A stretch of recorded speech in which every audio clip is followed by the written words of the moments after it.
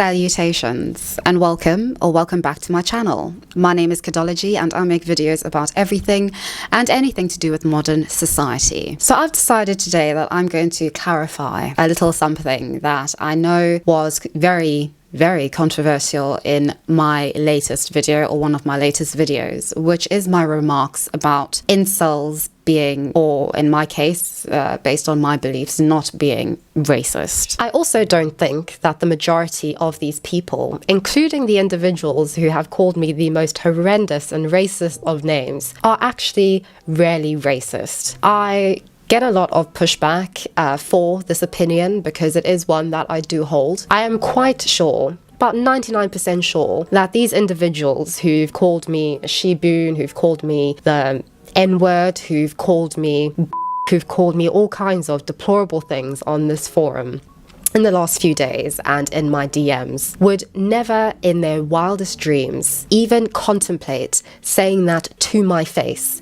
in person.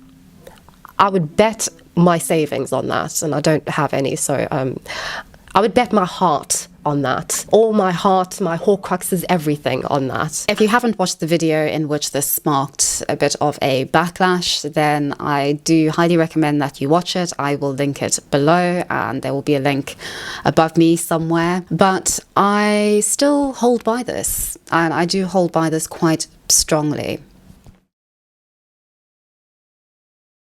I would say that the main reason why I don't think that these incels are racist is because of the dynamic and the nature of these forums in and of themselves. Having sat for quite a few days on these forums, specifically looksmax.org, I can tell you that this forum is considered a sort of safe space. It's considered a place where these individuals who believe themselves to be isolated and alienated from mainstream society, or from, as they would colloquially call it, from normie society and normies, can openly and without any ramifications or genuine ramifications express their anger and their frustration. And I do understand this to an extent, especially in our day and age, especially online, where there is so much censorship, not just censorship by others, but self-censorship, where there is political correctness behind every single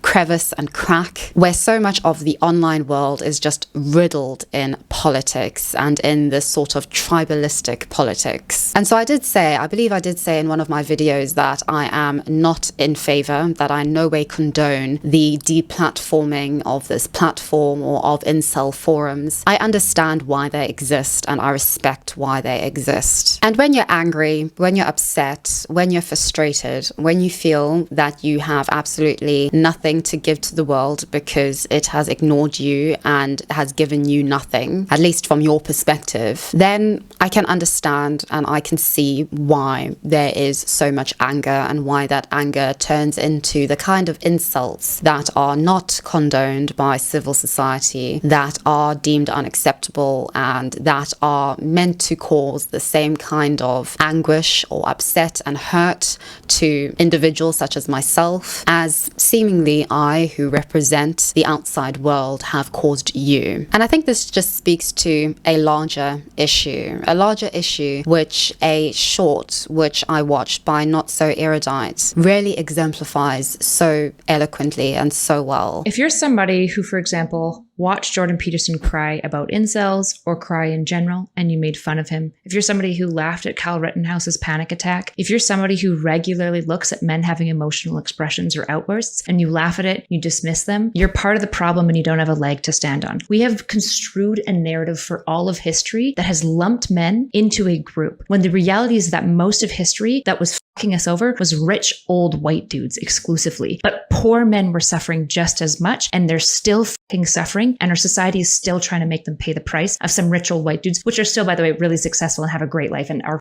fucking all of the women. We have always underserved men. We have never given a fuck about them. And if you are one of these people who mock any of these men, when you see a man's movement group taking off and you just want to attack it, you're part of the problem. Shut the fuck up, you don't have a leg to stand on, work on yourself first. And I do agree with this premise. I think throughout history, the idea of there being individuals who are privileged, individuals who have made the rules of society and of the world, it's always been a minority. And I think we can see that most definitely.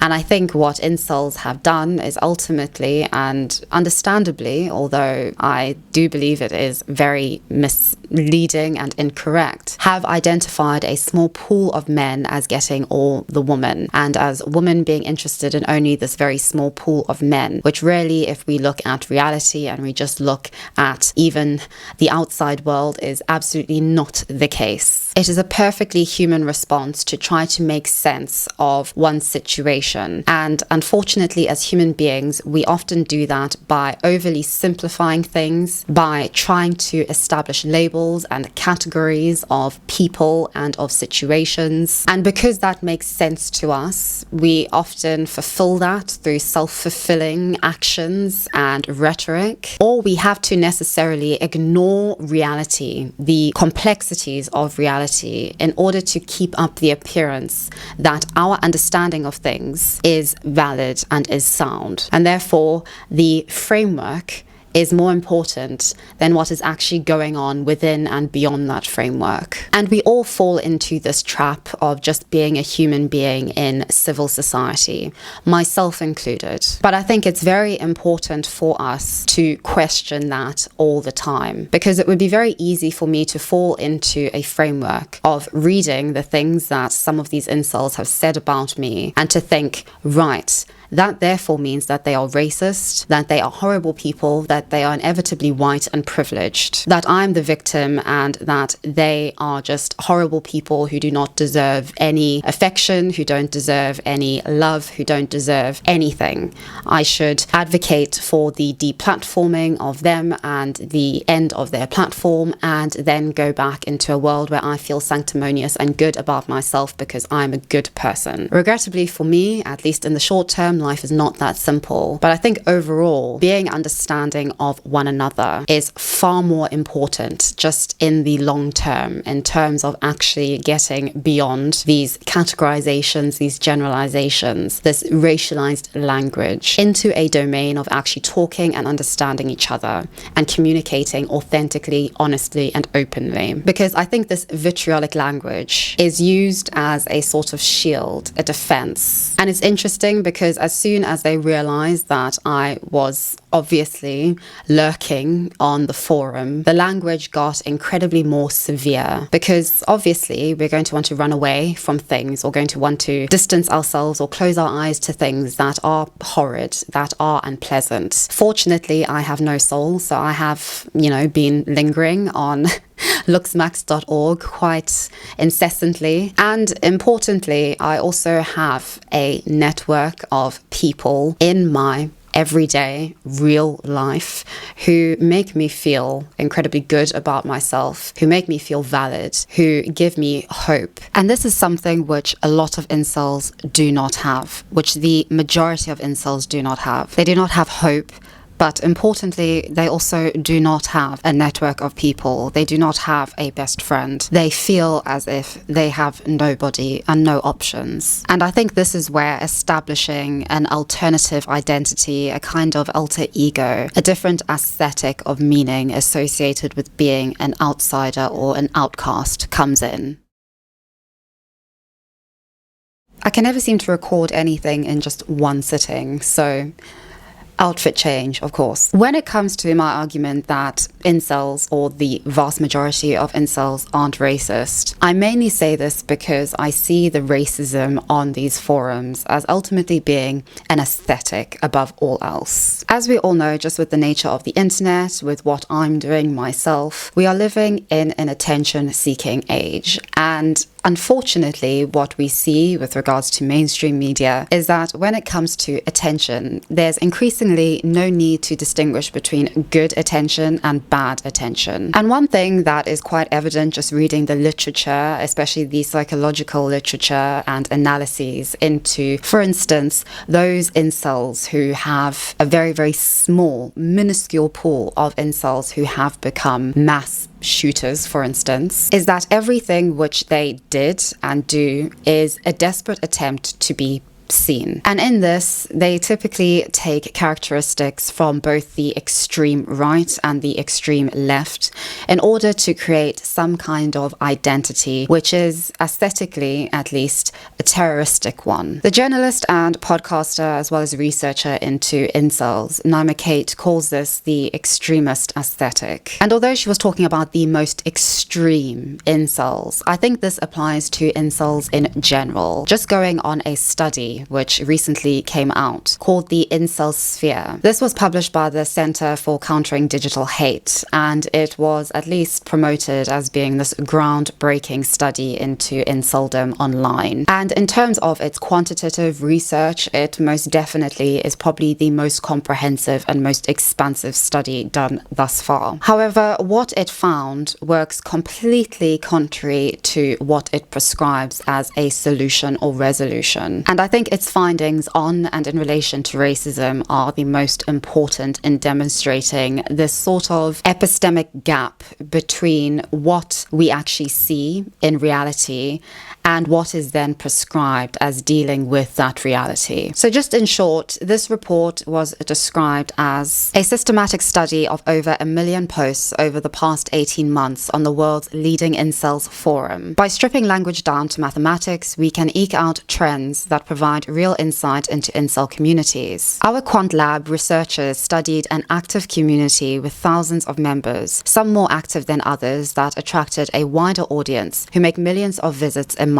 Analysis of this discourse shows this core group poses a clear and present danger to women, other young men, and reveals an emerging threat to our children. Now, I have a problem with that last sentence, mainly because it just does not add up or in any way correspond to the research that was actually done in this report. Because what this report actually showed is something that is just overlooked by everybody when it comes to talking about incels. The picture that emerges is of a small subset of individuals driving a discourse that is viewed by an engaged audience of spectators. The report clearly states that a small number of users, whom they call power users, are driving the vast majority of discourse on these forums. Our analysis shows that posting activity on the incel subforum has grown over time since January 2021, driven in large part by a dedicated core of around 400 highly active power users who account for nearly 3/4 of all posts. While the site had 17,118 registered members at the time of data collection, just 4,057 users wrote a post in the subforum during the 18 months covered. And very, very importantly, the report continues. Within this community of active members, the conversation was primarily driven by an even smaller community of power users. The top 10% of members, consisting of just 406 individuals, accounted for 74.6% of all posts. And these power users are truly exceptional. Of the top 10 power users, they spend 8 hours a day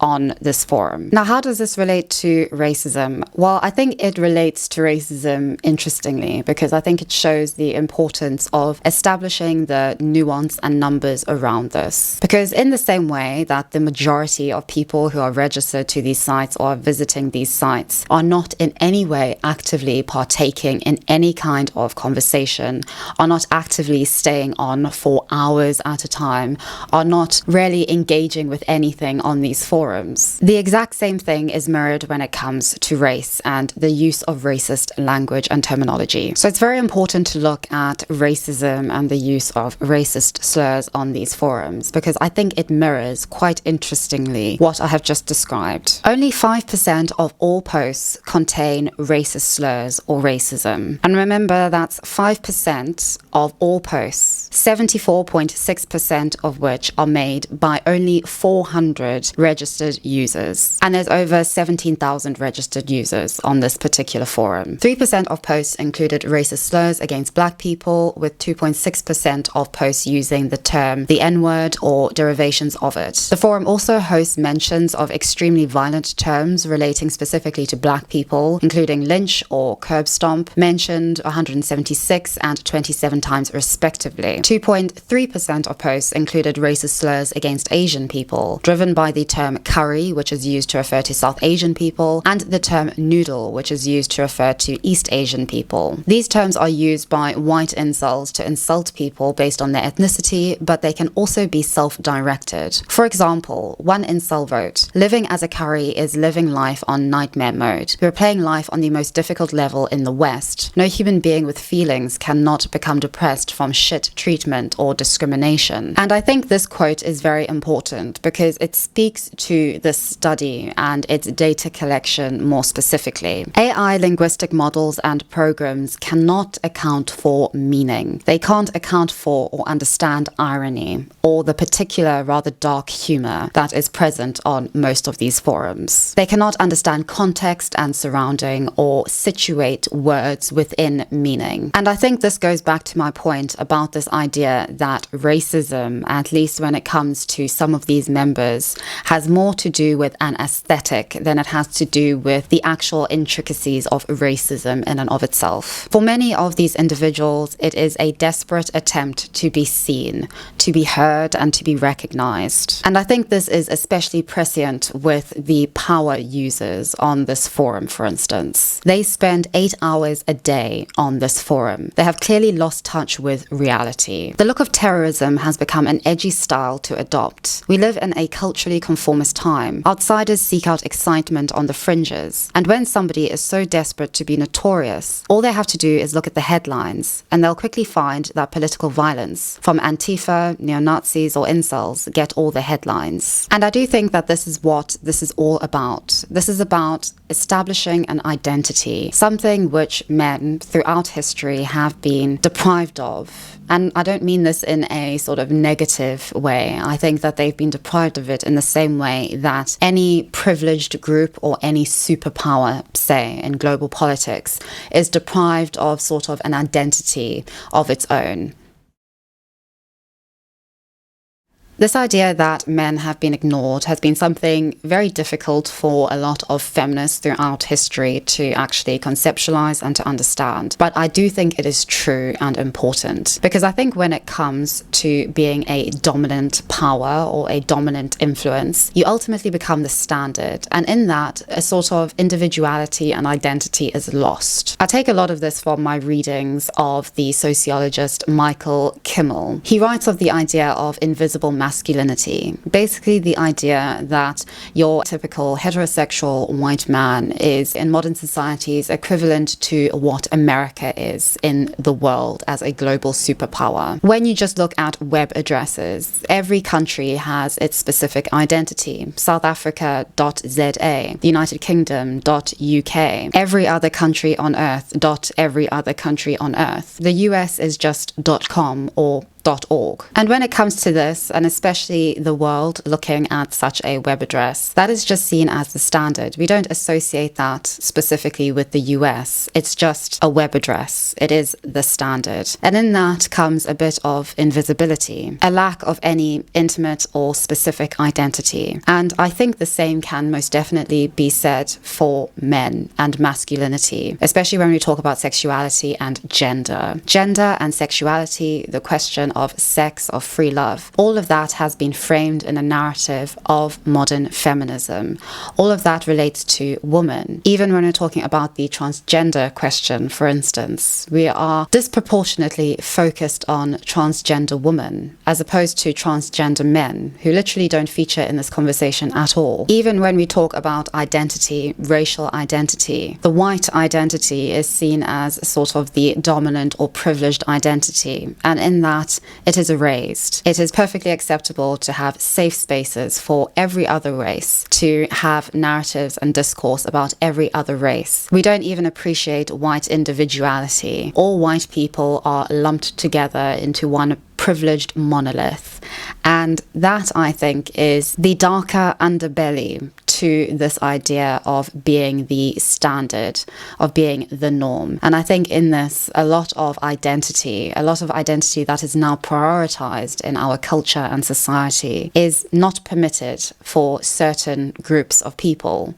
for men specifically. And I think in this comes invisibility, and ultimately, inevitably, comes attempts to try and understand masculinity, which are oftentimes shut down by our society in terms of men's rights movements and activism. Resentment builds up, and attempts at finding identity then become a sort of aesthetic. And I was actually watching a live stream by Kadisha Mbawe about another issue that doesn't really relate to this, but she gave a very interesting anecdotal tale about her friend, a male friend of hers, and his experience of being a man and masculinity, which I think is very important. And men can't be vulnerable. I was talking with my friend about this before this, because I was just like, he's someone that I chat with a lot.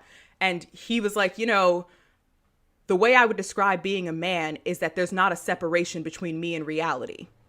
And I was like, what does that mean? And for him, it meant when shit got hard, I'm not going to go into details and stuff because that's not my business to tell, but I liked the way he explained it. When shit gets hard, when there's physical danger afoot, people expect men to put their bodies on the line for women and children. And that to him was his one of the ways he defined what being a man is, like how he's experienced it to be. Not what it ought to be, but how he's experienced it to be. And I had never even considered that.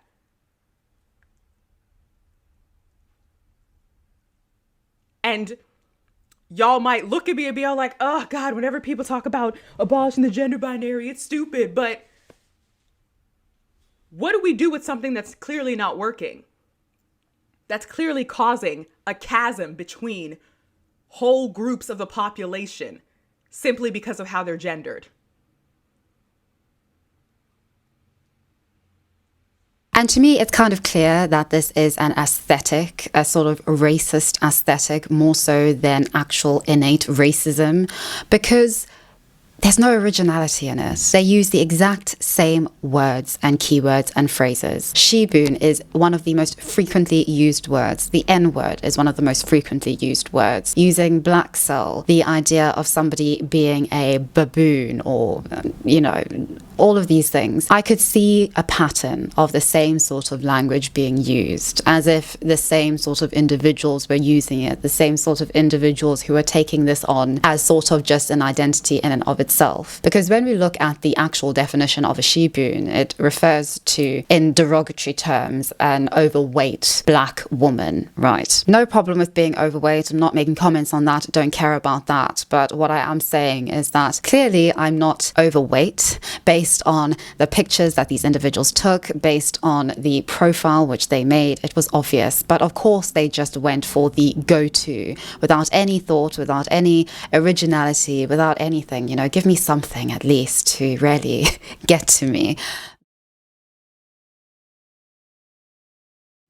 Racism is very complex. Racism is a very, very, very deep experience and a very, very impactful one, especially to individuals who themselves are racist. Even the thought of somebody whom you consider to be of an inferior race to you makes you shudder, makes you just absolutely loathe the world by mere fact that they are in it. You see nothing but somebody's skin color. You see nothing but what they represent as that race. And I think racism is very nuanced. And I think in this day and age, regrettably, we are placing that label onto people who are really not racist, but are either just naive or are just oblivious to the facts of life or to the circumstances of their life, the facts of their circumstance, say. I, for instance, would not consider Michael Scott or Glenn from Superstore to be racists. But oh my goodness, they do say the stupidest things. Would you like some googie googie? I have some very delicious googie googie, only 99 cents plus tax. Now she knows what it's like to be a minority. I just thought that during the Olympics it'd be fun to pretend that we're all American. Even you, Sandra. I'm from Hawaii. Not today, you're not. They are both white men who are ultimately the epitome of everything wrong with society. But just going back to not so erudite short, they are an example of white men who have been quite literally ignored by the privilege that a small minority of white men have held in history, that a small minority of any group have held in history over the majority. They are working class American men who are quite literally ignored, who are taken for granted, who are trying their best. And I think that's all we can ask. I think the only criticism that I do have of incels is that they aren't trying their best. They have taken on this easy label of being a victim, and they have taken on the ease at which it is to merely sit online all the time complaining about their problems and about the world, rather than going into the world and actually facing up to the harshness of reality, which is what we all have to do. It's difficult. Some people have it a lot easier than others, but we shouldn't just sit and complain about that fact.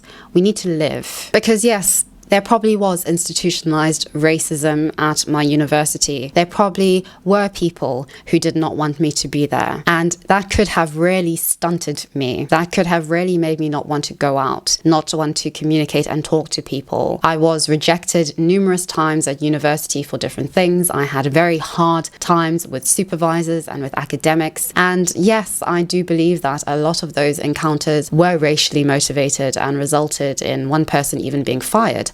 But it was important for me to learn, to move on, and to keep going. That's all you can do.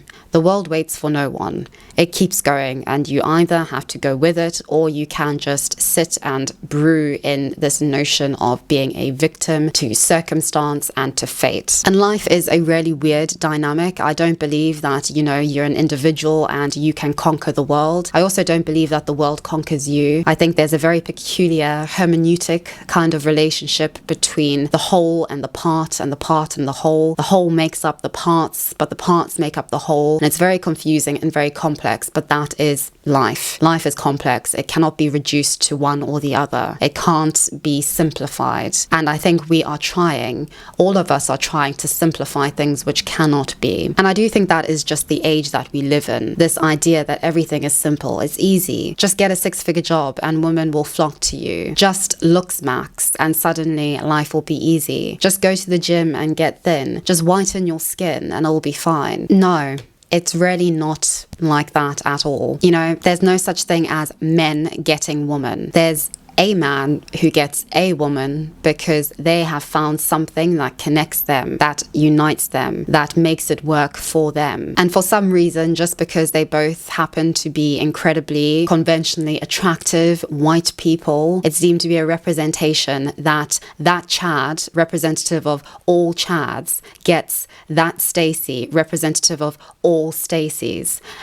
That is just not life, and that is just not how the world works. Because this back and forth of my problems are bigger than your problems, my victimhood is more valid than your victimhood, my horse is bigger than your horse, is not getting us anywhere. We all have problems. They're just different. Women have problems and issues when it comes to dating and assertiveness and to confidence. Men have their problems, and they are different. But at the end of the day, we all have problems. We're all trying to navigate. We're all trying to understand each other. And we're not going to get any closer to understanding each other if we are going to ridicule and invalidate the experiences of the other. Because I feel that sometimes with this rhetoric, and especially with incels on these forums, they like this identity. They marinate in this identity because it's safe, because it's secure, because it is something that gives them at least a sense of power and hierarchy within that space. And a lot of them, I don't feel actually want to get out of it. And I don't necessarily blame them, and I also don't necessarily see too much of a threat in it. I think with inceldom, it isn't something that is going to last forever for the majority of people, myself included. At some point, I will be in a relationship. It will happen. And that is the case with most people on these forums as well. But I think in the here and now, at this point, when we all have problems, when we all have a different but the same problem, we can do better in terms of empathy, in terms of sympathy rather, especially when it comes to the difference between men and women's problems. But we can do better. And I don't think it helps anybody by reducing the reasons, which I do not know, for an individual whose face and identity and background and history I do not know, to being a racist, when I have absolutely no idea why he said the things that he said about me, why he used the typical racist innuendos and slurs and derogatory terms that he used. Because maybe he's a 15-year-old boy who's just going off what he's read on these forums. Maybe he's a 50-year-old man whose wife has just left him and he feels terrible and life is just shit. This isn't me giving a justification and saying that it's acceptable, but it is me trying to understand and to analyze and to sympathize. And it's difficult. It really is difficult, but it's important. And I think that's the case not just with this situation, but with all situations, especially politically speaking, with the left and the right, because we really seem to be lacking in this need. And I do believe it is a need to sympathize and to hopefully empathize. But anyway, that's all I really had to say about that. Please leave your thoughts in the comment section down below. I'd be very interested to hear your thoughts and opinions, because I do think we need to talk to one another. So I thank you so much for watching. Thank you to my patrons as always, and I will see all of you very soon in the next one.